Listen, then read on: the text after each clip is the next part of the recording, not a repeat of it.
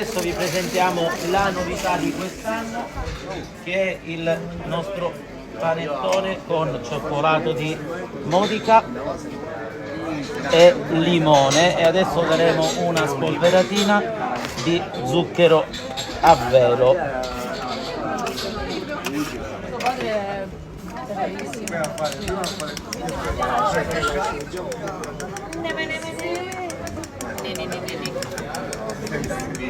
Ecco qua.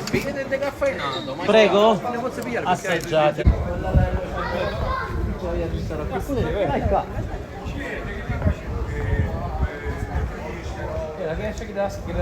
Ed eccoci nella piazza di Castelbuono. Quanti di voi hanno avuto l'occasione di visitare questo borgo?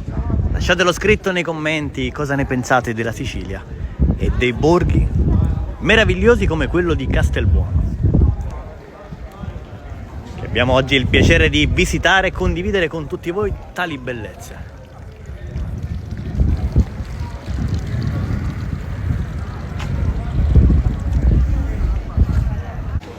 Prego. Grazie.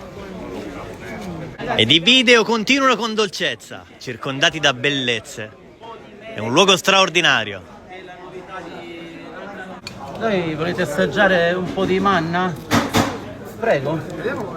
Sapete cos'è la manna?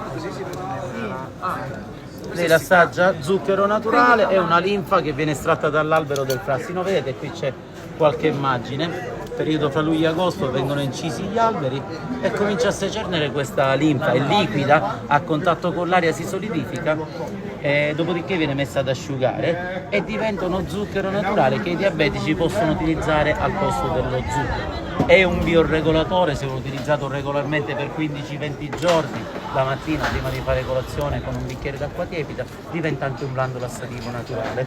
Noi ci facciamo una crema un po' più golosa, che è questa che mi dicevo. Questa crema che le dicevo prima. Aspettate che prepariamo magari qualche pezzettino di panettone in più, così lo assaggiate un po' tutti.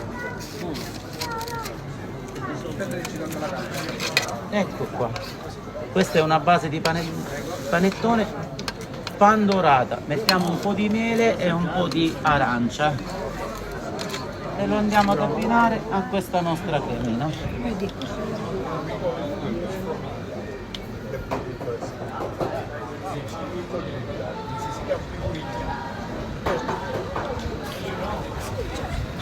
La puoi assaggiare?